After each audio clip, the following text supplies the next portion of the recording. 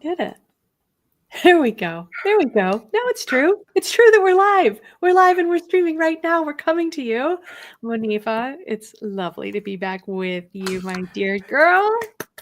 Always, always, Susie. And we have more genius to share as per usual for this month. I'm excited. We've got a lot going on. There's a lot going on, as always. Huge energies. We are still in the eclipse season. We've got one more eclipse coming in just a few days. And the way that it kind of worked out with this new moon, am I right? In just a few days, we've got three lunar situations to talk about.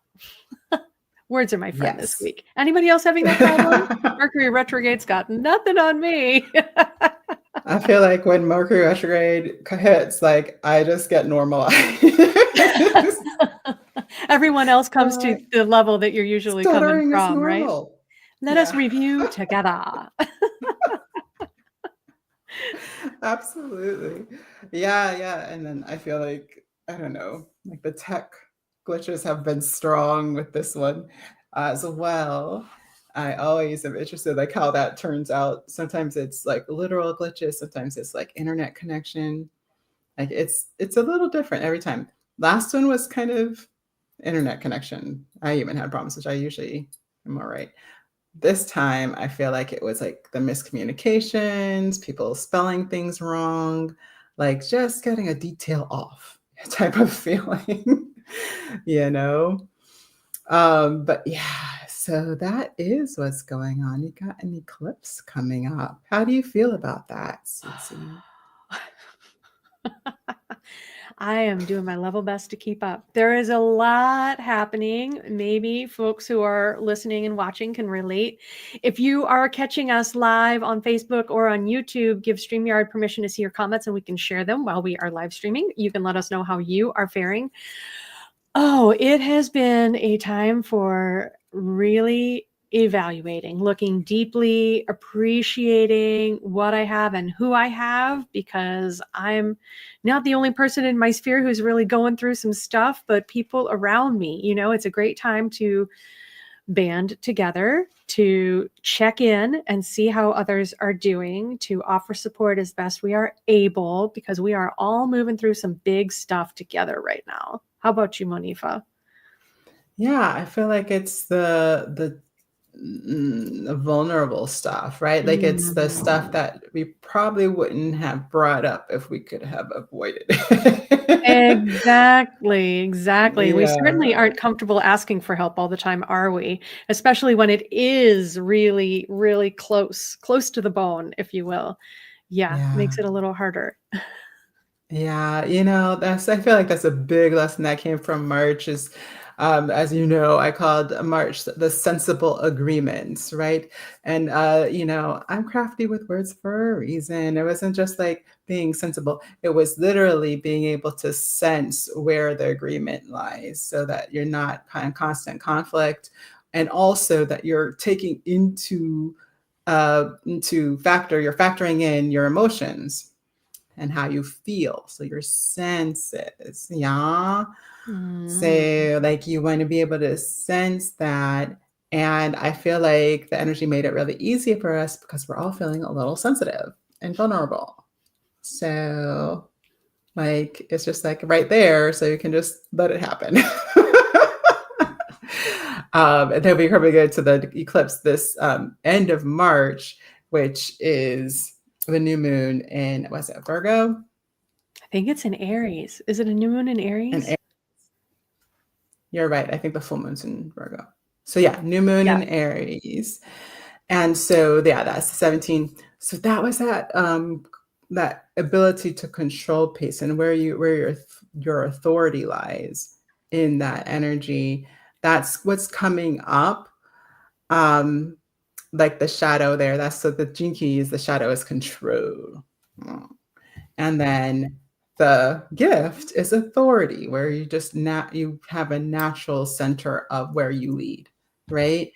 And what's happening is that feels like a shift. It's a big energy shift to the Uranus, which we talked a little bit about last time, right? And so whenever we have that, and it's a foundational shift and it's a sudden shift, and it's like that's just the qualities of the energy for that.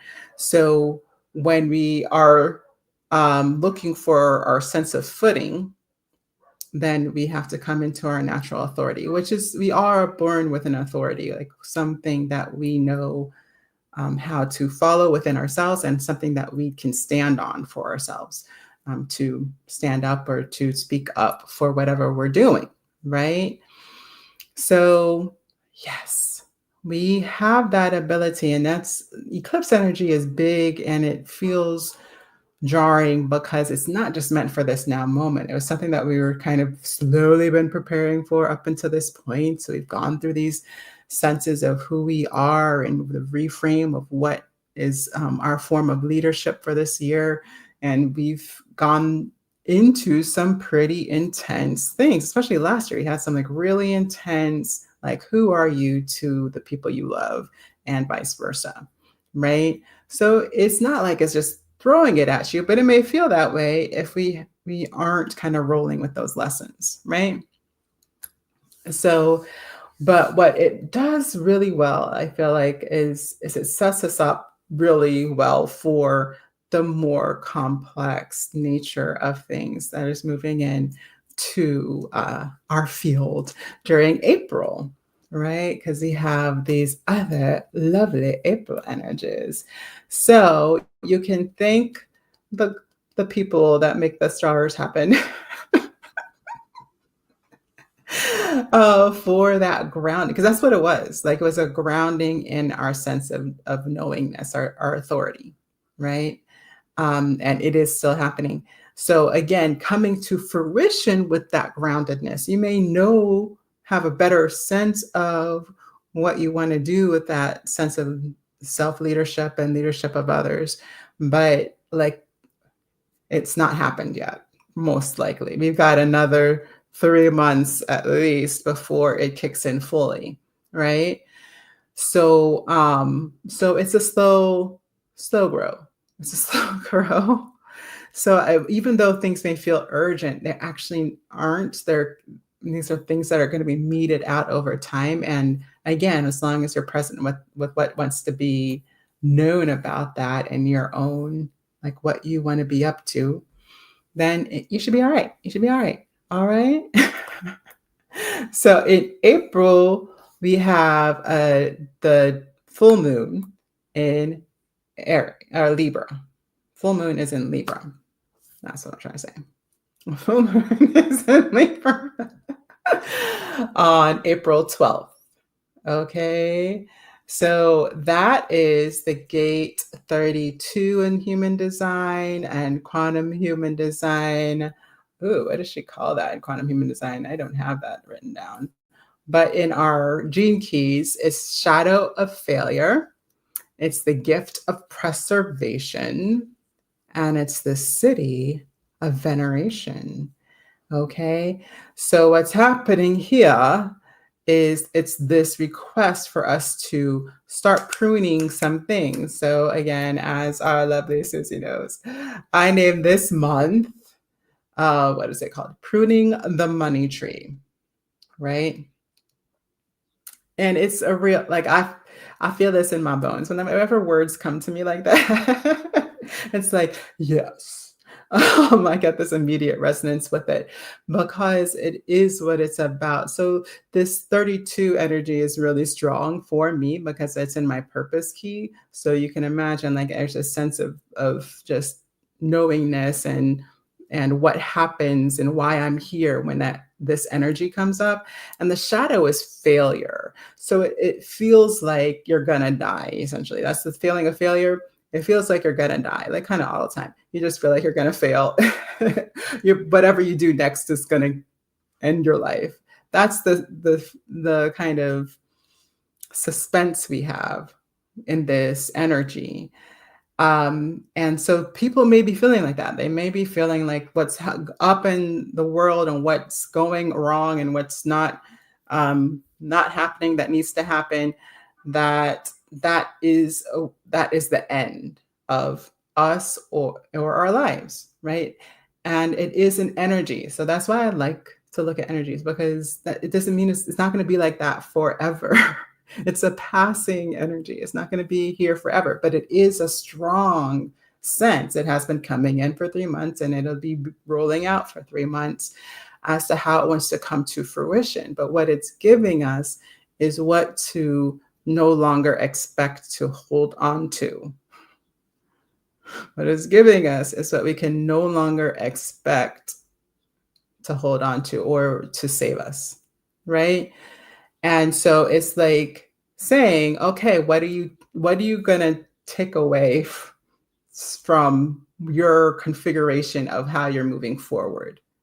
Right? What are you going to just be like, yeah, that was an old idea. It's not going to work right now. So I'm just going to put that over y'all. Right? So, and you just start literally pruning. So that is part of the gift for the 32 energy. Preservation, the gift is about being able to see what needs to be pruned off of the creation and I think of that as a tree, and so what limbs need to be pruned and what can be grafted on to further strengthen the tree. So it's not just getting rid, but it's also like maybe not realizing that there's a component that is a resource that you can add on to make the whole of the creation stronger as well. So that's really powerful. What I really love about this key too is like it speaks about our lineage. And that's how I like to talk about it. I like to talk about legacy and lineage. So in that, it helps us to see what our role moving forward, that it's not just going to be us that creates the things that we want to be in the world. It's something that we have borrowed from so many people in our knowledge and our wisdom, and that we're going to be part of what is borrowed moving forward in that lineage. So a lot of people think of this as children and family, but I think of this also as wisdom teachers and ideas, and even sectors like science, math. like there's people that you'll always look up to in certain areas like science and math. You're going to always mention Einstein probably for quite a while. It's going to come up because he's a big piece of the lineage of how we understand quantum theory, which is a big deal for how we're moving forward on the planet. So it's like that. And if you can see that, it kind of takes a little bit of the pressure off thinking that you have to do it all on your own. So I really love that. What do you think about that, Susan? How's that feel? I love all that. I love it. I'm thinking about my flowers and what I want to call on. Initially, the first one that came up as we were looking at this new moon in Aries, which is, Aries is that space where we figure out where we are in everything, right? It's I first. And Vine helps us balance the power dynamic, how we express our power, how we manifest power over others, and how we encourage other people to show up in their power. I think in so many ways right now, we need Vine by like the gallon. So starting with that one. But the next flower that came to me, let me see. No, I'm getting a little ahead of myself. For our current, like this weekend energy, but also moving into that full moon in Libra is wild oat, because, as we're talking about the lineage and what we've learned and what we want to bring forward and all of that, wild oat helps us really connect with our true calling, our purpose and mission. And so wild oat is a great one to use if you feel like you want to be a little more firmly fixed to what you feel called to do, because there's a lot of things that it feels like are calling my attention right now. And I know, as a does lots of stuff kind of girl, that I can do a lot of stuff, but it doesn't get me anywhere fast. And so wild oat helps me kind of like cut through the buzz and come back to that true north. And so I feel like that could be really helpful in going through all of this with all of this input coming in and feeling pulled in a lot of different directions, so we can really make the most of what energy we have access to. If we're culling right now, it helps to get clarity before we start pruning. Absolutely. Their hands moment. Absolutely. No, I love that. Also because in order for us to tune back into what we're here and what we're about, we have to know that it requires others. And I think when times of crisis, some of us, our instinct is to hide, right? Our instinct is to get away from all the people because they're dangerous. And what this key also reminds us of is that actually it's more dangerous to be alone because there's no other connection to resource than you. And, if you go down, everything goes down. That's essentially how it works. And we have been, again, that message has been coming for a long time. Like we've had a good 10 years of, take care of yourself, because if you don't have oxygen, then you can't help somebody else get some, right? Putting your oxygen mask on first. That idea is this, right? It's like you prune enough to be able to stay centered and be resourced within what you are doing. And then you remember who you're connected to so that you continue to serve at the level of which people need you, and that you are part of a network that can also assist in things that you may not have a hand in. So yeah, so I like to remind people of that, because we are in a time that it makes sense to have real life, actual people that have resources, and I don't mean just like money. I mean like food and like clean water and the understanding of what it takes to get those. Like all of that is very useful right now. It's always useful, right? But I think especially right now, it just will give you that extra bit of stability of saying, I at least know the people that I need to find if I want the question answered, right? Like, I think that's a really good place to be. It's a feeling of having resource, even if it's not something that's in the bank or gold or whatever, like your own even farm, right? Because what if your part of the world doesn't make it? You need somebody else's farm, right? Like you want connections and not just local. Like you want connections. All right, I'll get off that soapbox. April 27th is the new moon in Taurus. So that's why I was getting confused. This last month was that new moon. And I don't know why. I don't know. I have to look at that again. But we have the G keys. You have the shadow of complexity. I forgot to tell you the number. 23 is the number. And it's the shadow of complexity. The gift is simplicity. And the city, SIDDHI, is quintessence. Quintessence. You're like, what are you saying? Quintessence is what I'm saying. It's a beautiful word, if you ask me. Richard Rudd agrees, who made Gene Keys.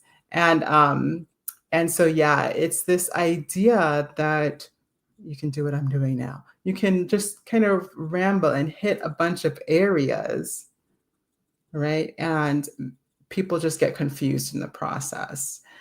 And so what happens is that because there's so many factors playing a role in how we feel and how we're resourced and all of these things, then you make things more complicated than they need to be. Obviously, that lowers efficiency, right? So this is the shadow, but what we get with the shadow is the reminder that there's another way to do this energy. Like you may, when you come across this energy and it starts showing up more around the new moon, then if things are starting to feel more and more complicated, that you can come into your higher vibration to simplify something to the essence of it, which is the Siddhi, Siddhi expression of this energy, right? So it's this idea that there's this ultimate essence. There's just like a flower essence, or like the essence of the flower is in the one little granular complex of that pure thing, of that flower, right? So that is what's so potent about the idea of quintessence, is that you don't need a lot of it for it to make the impact. And therefore, the efficiency is highly increased. So isn't that always interesting to me? That's always interesting about Gene Keys, is that the thing that makes you feel like it's not going real is the thing that'll make it right. And it's not about moving away from that. Some people think if you go to the opposite, it'll be better. But no, you just run into a new set of problems. It's literally the programming partner, if you've ever heard of that. It's the opposition on the chart. So it literally is just going to bring up a whole new set of challenges if we try to run from the feeling or the energy of that thing, right? So if things are getting complex and you're like, oh, I don't want things to be complex, I will go to the beach and forget that I have to pay bills, right? Like that will like help for the moment because you'll feel better, but overall it won't make your life more easy, right? If you haven't simplified things first. Because at minimum, like if you simplify, it's like, well, all the bills are overwhelming, but I can handle this one, right? Then that is simplifying. You've taken care of something. You're not having to come back to the whole snowball, even though you're at the beach, right? So it's kind of that feeling is like, how can we get the most without complicating the situation? Yeah, I feel like that's the biggest thing I can say about it, because it really is this idea that we're going to somehow make it better by adding more thought to it. And that's kind of what I'm doing right now. So like, and the answer is no, that doesn't work that way. You just have to get to what is up for now, is how I like to think of that. Yes. And that makes me think of chestnut bud, which is a great flower essence for evolving. Really, it's kind of a learning flower. It helps you break patterns and stop making the same mistakes, right? To move forward. So chestnut bud feels very on point for that, drawing on everything we've learned and actually putting those changes into place, moving out of those patterns that feel comfortable, even though we know they're not helping us. They're not moving us in the right direction.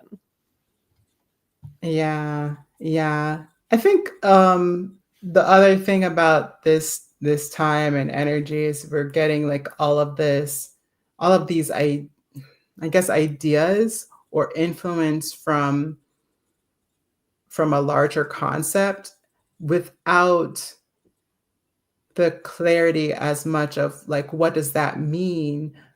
Like nobody's giving us the answers, right? There's no And we're answer just to it like, anymore. we're just like, but you always give us the answers, even though we have to study first. Usually, if you just give me the answers, I pass the test, right? Tell me Right. Like, what I'm and learning here. because that's how we were raised, that's how we were taught to do the thing. And right now, it's like, yeah, I'll give you a ton of information, but I won't tell you. I'm not going to tell you what to do with it. Like that's literally what's happening right now. And why would God do this to us? why would the universe do this to us? Because we have to use ourselves as a compass. Again, that is the theme for the year: self-leadership. If you cannot be decisive based on your own desires, then it's gonna feel real complicated.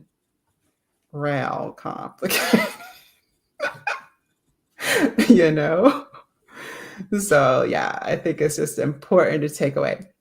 And do you want to talk about the tie-in for theory of, you caught some. Tell them what you caught about what are the tie-ins for our book, A Theory of Everything. Well, it's so all connected. But I think it's really wild how much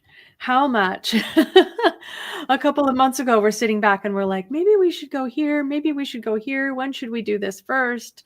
Um, you know, but right now, with everything that's going on in the gene keys, with this look deeper within, with this look at how we're all connected, and we don't get political here on the show, but we are living in today's events, right? Everything influences everything else. And the more we can be centered and in the space, in the energy of what we want to create and move into, then the better equipped we are to meet it there. But it's easy to look around and be overwhelmed with where we see other people operating at different levels. As he calls them in the book, he refers to memes, different points of kind of evolution, if you will, of individual philosophical perspective that everybody holds, and these different groups. Yeah. I mean, and yeah. Well, my first like kind of thought on that was, especially for the new moon for April, is complexity, right? Like this dude has brought together so many different systems and is distilling them and it still feels complex, but as he distills it, but it's so simplified because he's not talking about small ideas and systems here. He's talking about, universal concepts and dynamics of I think of archetypes and of structures built on the energy that we are talking about right now. Definitely. And this is all from Ken Wilber's book, A Theory of Everything. That's the book that we are digging into this month in our book club, and next month, because we are going deeper this year. We are going for quality over quantity in our book explorations. Yes. Well, and what I love is also that he starts out by, I mean, it feels kind of pedantic, but he's really what he's doing is he's starting out by pruning or like gathering the ideas to prune them, right? So he's telling you the things that he's pulling from, the kind of stage that's being set by the theorists of that he's pulling these ideas from. And then he gets in there and he's like, well, this is why we're not going to talk about that no more. And then this is why we're not talking about that no more. And this is why mine is better. I'm kidding. Maybe a little bit, but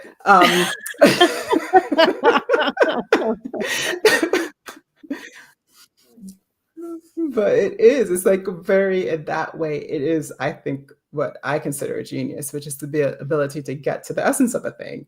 And he does that in like continually throughout each chapter. He's like distilling it back down to the points of focus is how I think of it. And yeah, so it's really pretty interesting. And I think along the lines of what we are talking about for a sense of authority and a sense of simplicity, this book is basically giving you a landscape of what is there to be an authority of, and then helping you find your place in that and where you stand and where you lean towards in these ideas of and frameworks. And so what that does for me is like it will build you a map, and that's what I think astrology can do as well. It'll build you a map if you let it inform you on those things. What are we taking away from all that? What are we preserving, right? In that gift for the full moon, right? What are we preserving in all that knowledge and information? Because it's not all for us. And then what does it look like as we are working in groups and networks to bring like actual things into existence around these, hopefully higher concepts, if you want to call it that. But yeah, so it's like a full tie-in, if you ask me. It's so in time and on time. And Ken has also written a book called Boomeritis. And he really draws some strong connections in the book to what he talks about a lot, this level of awareness and perspective he calls the green meme, which really is looking at less hierarchical, but it was a really big change in perspective. And as he says, any group that goes through a big change gets really self-involved and self-identified because they've brought about this new perspective and this new change. And he offers the theory, and I've still got a lot of the book to go, but I find it really fascinating as I look at the influence of the boomer generation, which has just set the curve in every era and stage of their lives, from being babies and, bringing about this whole baby food industry, right? To being in schools and That's so transforming the way funny. we educate students, to being in colleges, to, in every stage of their lives, to the flower, in the hippie generation. And the problem they have in getting stuck in that perspective, and the potential that we can step into by evolving further and having that perspective, but being more integrative in our systems and structures. They brought us, they really tripped things forward over a very different way of thinking. And we're stuck in this friction right now. And I think our generation following theirs, the Gen X generation, has like grown up in the, I want to say shadow, but we can use that differently in this show. So I'll say influence of the boomers, and where we're kind of chafing with the way we see things unfolding in the world and these concepts that have been dominant because of the size and influence of this generation. So it's timely in so many different ways, but a really great new way of looking at the why things are the way things are. I mean, he does. It's pretty heady. It gets a little dense. I am listening to this book, and I have the hard copy so I can go back and highlight because I've really got to like put my thinking cap on. And looking at how things really are ultimately all connected. It is a theory of everything, this integral theory, and how it applies to all aspects. And he's looking at religions as well as, generational ways of being. And he aligns this all. It's a book full of great tables and charts. I'll try to work those into our book club notes so we can take a look at those if you don't have the text like I do. Well, I think that's the hard part. Even in my work, I feel like a lot of my work is theory, right? It is theory. And so it's always hard to bring an idea forward that has like no visual, that has no, structure to it as yet. And so I find that here we're getting into those weeds mentally. I feel like we both kind of digest information pretty quickly, but this is one of those things where these are things we probably haven't habitually thought of together, right?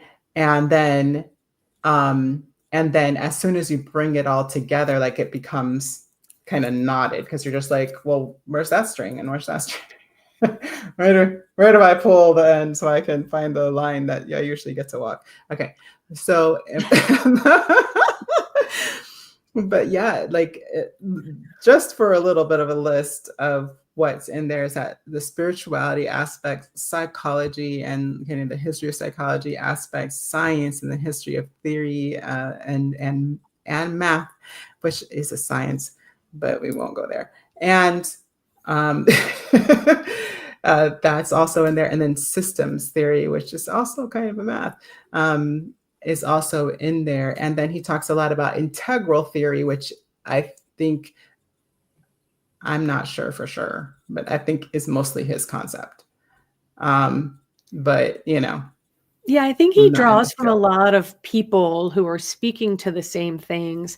And he also kind of draws inspiration from string theory or M theory, which is another perspective of how everything influences everything in some fashion, indicating that it is all connected. So he's drawing a lot together here, and he has a whole like bookshelf full of books that he has written, building on this philosophy. After we make our way through this one, I'm intending to go back and check out his book, A Brief History of Everything, which is looking back and drawing some demonstrations from this theory that it's all connected. Yeah, I would have, as when he was talking about how he was pulling all of these like systems together and like would just bring them all, I think it was talking about putting them on the floor or something, but all into one room and like trying to mash up and see what was matching, what didn't. And I was just like, oh my gosh, now I feel like I have to read that book too, right? Because that's me. Like, I want to see that. That's why I'm into so many types of astrology, because I'm like, okay, what parts are correlative and what parts, diverge, what parts are kind of consistent throughout all wisdom teaching, kind of is how I think of it. But it's like a powerful way to come at a thing by taking into account all the cultural differences of these ideas and like kind of where their origins are coming from. He goes the gamut, folks. So it's worth, I think, even though, again, there may be times that it's worth seeing what he came up with out of all of that. Right? Yeah, looking at everything to the extent that he could possibly hold it in his mind and in his, survey, and then trying to find systems of order. And so, yeah, these charts will make it a lot easier to kind of put a visual to these abstract ideas. But these memes, these phases of personal evolution, looking at too, like tying in the balance of these systems of order, from atoms to molecules to cells to tissues to organs to systems and bodies, right? And even the evolution or integration from religious orders. So there's a lot of different ways in which you can look at it, and look from the I perspective of our first early stage, the Aries stage, to the we, when we evolve and recognize that we are in this together and we have a family unit, a community, and then to the larger societal level. So it's really interesting to keep on shifting point of view as we look at the ways that everything fits together. Absolutely. I was sitting in meditation, so when I was not supposed to be thinking about anything, I had an idea of that came to me about like how I used to be really into prepositions and conjunctions. It was my favorite part of English, is what I was coming up with. It's like as the thing I remember the most about grammar and language are prepositions and conjunctions. Why? Because they tell you how you are perceiving a thing, how you are in relationship to anything. And it starts with something solid, but then it can also become a theory by talking about an idea. And it's that idea of being above or below or before or after or like on, right? Or, like those things are kind of how I think of these like 4-quadrant perspectives that he's talking about here, because we talk about this a lot again in my work, with this kind of internal perspective and the external perspective. And if we're always judging by the external, which we were just talking about in the astrology section, right? Like if we're always depending on the external to be clear on our point of view, then we get muddled really quickly. So he has the 4 quadrants that include those 2 ideas, and then how we're thinking of that for ourselves, and then how we're thinking ourselves of as the collective outside of ourselves. So yeah, so that's where she started, was that interior individual I. He talks about how that's correlative to the thoughts, emotions, and personal, like spiritual, like your inner world experiences, right? And I think I tend to live here a lot. Did you like feel like you like resonated more with one than the other? I I have to kind of like doodle it out. Like I listen to it and I'm looking at the tables, but I'm always the one that kind of makes it harder than it needs to be. Like I need to physically like put the pieces together. I like to think that I'm beyond green. I like to think we're in the turquoise realm, Monifa, I because like to think so. right? Which, we'll get into We're next week literally in our wearing book club. turquoise, so that must be Um, that might be even like level 8, green is level 6, but when we synergize, and if you know Manifa, she's all about the alchemy, and really looking at how you can bring it all together, that synergy and the power makes me want to curse. I almost just dropped some bombs right there. The power that we're not even letting ourselves have access to because we're so stuck in this place of, but am I safe? Am I safe? Is my family safe? What about us? What about me? And like when we recognize that what influences us is influencing every other person in the world, then we can shatter that illusion. And I think we're going to be plugged into so much more and go so much further. But it's scary. Of course, it's scary. I mean, it's always scary. Growing pains are, you know, a lot. And where we are, girlfriends, midlife, we've been at this a minute, and there's a lot that's demanding our attention, and there's a lot that's on the line, and it's scary, but it's also scary to stay where we are when it's not working. Yeah, and when it's so obviously not working and hasn't, right? It's not like we just are ditching something that just went for a glitch, right? It's something that's been wrong for a long, long, long, long time. So yeah, so I think it's worth the jump. I call it jumping off the cliff in my sessions, that feeling of like going into that unknown, because that's what it takes in order to create something new, right? And so what it is, I like comfort. I like I like saying things. I like right. I'd love to Like, Netflix and chill. I mean, I'd be fine with that if it would work for me. right. It's not working. So yeah, if it was gonna help, I'd be all for it all the time. Trust, but it doesn't. And when we really unravel ourselves from the idea that what we already know we like will be part, like what secures our being happy in the future. When we let go of that idea, we just jump into this whole new world. Like you said, the level of energy and power there that allows us to create anything we want. And that's the opportunity that we get from, implosions, explosions, whatever you want to call them. So, yeah, so I think that's why, you see some people who are less risk adverse are really excited about this time. Like they're really excited. And like, how can you be so happy? How can you be so excited? Because there's people that are literally built that way, that they like risk, right? And they are looking for the next jump off the cliff, right? Again, I don't necessarily feel like you have to turn yourself into any one thing, but there's a version of that for you, right? There's a version of, like, for us, at least I'm just going to assume because I know Susie a little bit. For us, it's creativity. Like, I love going into a field in which I get to say what happens, whether that's on a page, whether that's in music, whether that's in an idea. Like, can I paint something new with what, the space that's left for me, right? Like that feeling of like, yeah, this is empty space. Nobody's messed with this area yet. I can play.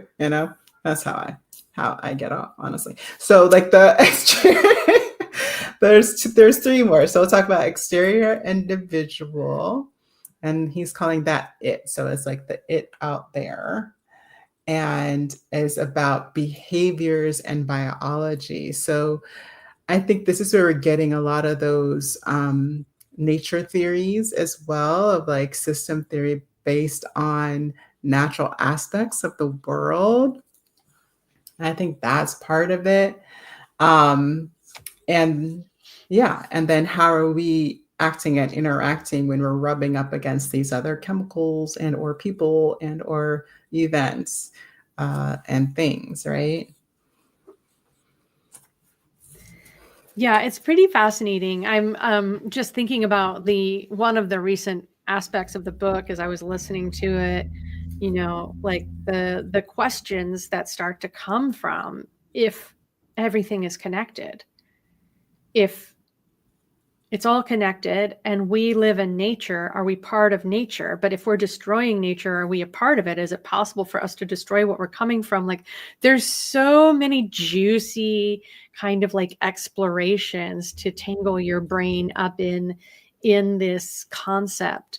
And I can see how he has material for like 8 different books.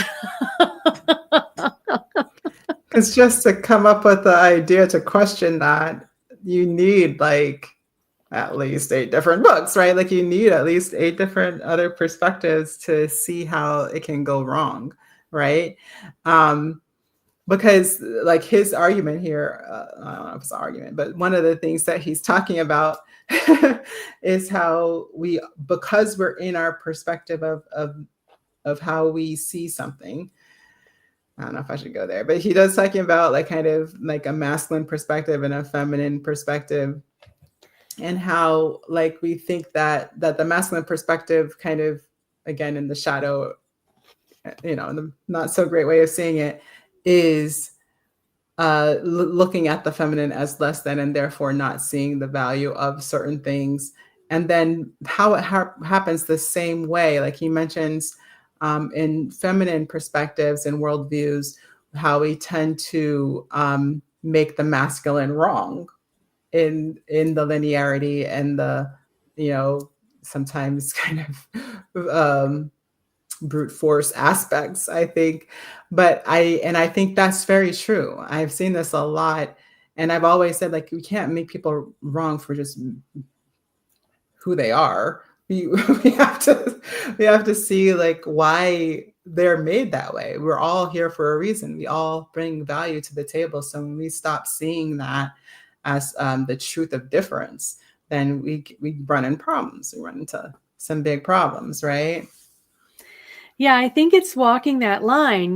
We have become a lot more aware lately of confirmation bias. And as soon as we have an answer for something, we believe that is true. And now with the, ability of algorithms to keep feeding us what it's believed we want, we just keep finding more and more to reinforce it. It's not even that propensity that our brain is looking to reinforce what we think is true. Algorithms are stoking that fire too. And, in this completely child's mind, what is truly possible perspective, it's so much more in line with the scientific theory, that being that all we know is anything that we've been able to disprove. We don't know it's true. We just know we haven't disproven something yet. Everything is open for reevaluation. Everything is open to be proven wrong. It just hasn't been yet. That's what truth is in relation to scientific theory. And I think that, we, in that like need for safety and stability, we clutch for evidence of truth and, our right, we are right, they are wrong. If they're against us or if they don't agree with us, then they're wrong. And these artificial divisions that we keep putting in between us, right? Whereas that whole invitation to be like, we believe this is true, but what could be true? Like it puts us all in that same questioning state. Absolutely. It just brings me into like kind of when we were naming the group, the podcast, and we decided on sovereign spirits instead of picking like, a particular aspect of however you categorize people. And because it was for us about that, right? It wasn't about like which one did you come with. It was about, how are we participating in this adventure of being human? as a spirit, right? Like, and letting that be the truth of who we are, and centering that instead of Mhm. the kind of the external aspects of our physicality. So yeah, I think it's important, because when we're saying that over, like, am I going to be the first woman to ... or the first African American to ... or the first generation American to ... like it's totally a different conversation, right? It doesn't really matter. I'm here to evolve the lineage that I'm on in all of its aspects, and then y'all can fit it in where it gets in, right? Yes. Yes. And we have Yeah. sovereignty. We have self-determination and authority over ourselves, and we have to fight for it until all of our sisters have it. And that's not to say, in that more masculine perspective, that puts us above someone else. It's not a competition. It's not always a competition. Right. We're not the sovereign leader. What we're saying is we're claiming our authority to set our course and to tend to ourselves, to tend to our garden, to tend to our family, to tend to our creations.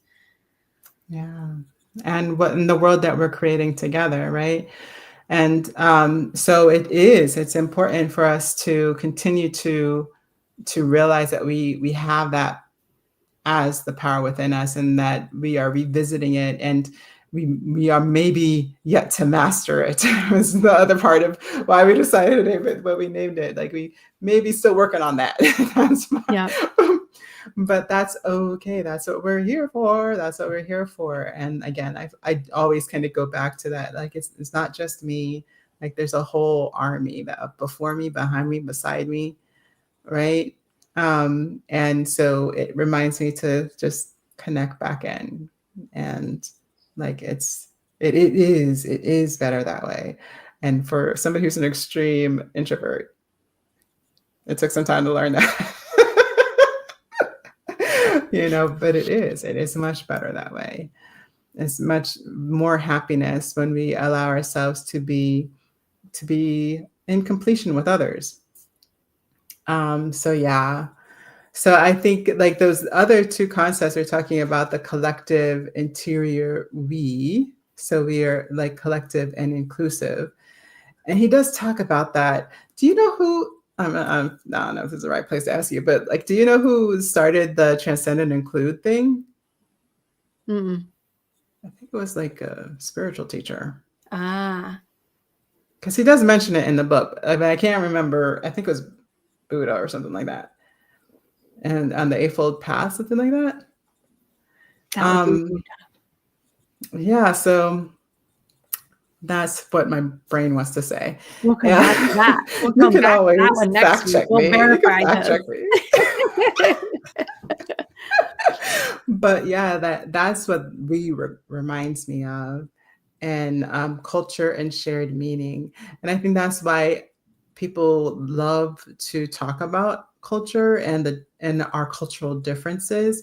I think it makes the we spicier, right? Because if we're not clear on what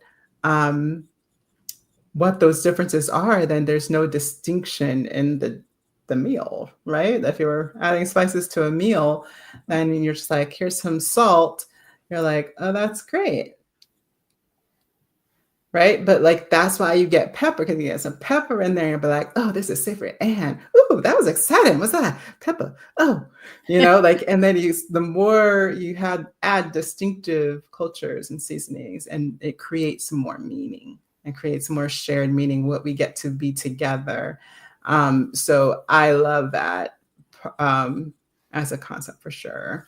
And then the exterior collective is like a Yeah. whole other thing. Looking at those systems. And so I love it. There's lots of tables and ways, his division, but he's really looking at, there's interior or there's exterior, and there's individual and there's collective. So that's where we're getting these 4 quadrants from, and that exterior and collective, the systems and the structures that we we have to work within. We can move along our path of evolution, but if the majority of people are still where they are in their evolution, like, at least we have a key to understand what they're looking through. What lens, what color lens are they seeing these systems and structures? Why do they think it works when we can clearly see it's broken? No, it keeps you sane. I tell you what, like if you can like understand that these are the frameworks of what's possibly to view something as, then it will keep you from violence and insanity, right? Like I promise, because these are real things, right? Um, there's systems for a reason. There's structures for a reason. People set it up that way for a reason, and it served that way for a time. You got to remember that, like, people aren't just like throwing things at random. They anybody who's implementing has to think about how the implementation was happening. In other words, they had to figure out how and why it was happening and in what time frame. And anybody who's breaking things down to that level is not just doing it arbitrarily, no matter how it may look on the surface. So that's the thing. It's just that sometimes it's super temporary. And it does take a lot of guts to build a structure like that and a system, and then be like, yeah, I was just joking. Well, that, never mind. Like, definitely not my personality type, but we get to value each other for the things that we can do. And sometimes it's just bringing those things into the relief of perspective that allows for us to move forward. And even though some things may be feeling like conflicting ideas, in concert with, right? Because it's leaving a space open for you to hold more truth, or for you to bring forth your purpose. And so if we can stay focused, like Susie was talking about earlier, like, we are so much better off. I know it's real out there, but really, like, this year, I think that's the biggest challenge. I keep saying that, but I don't see how it can be more of that.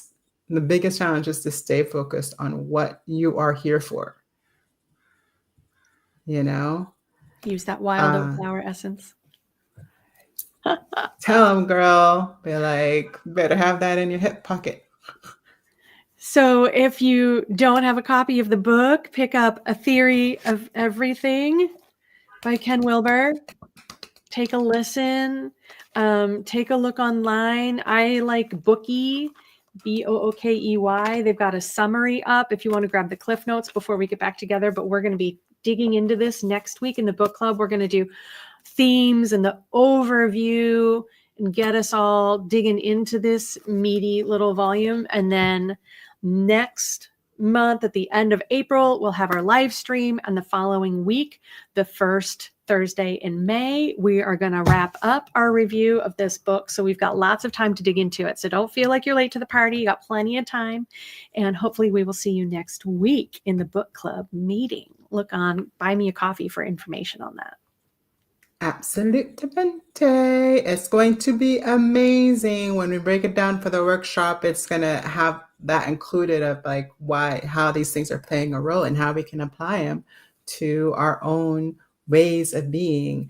You might even bring a little bit of astrology into the workshop for that one. It's so timely. It's going to be so good. Thank you for joining us. We look forward to seeing you online super soon. All right. I'll see y'all on the next one.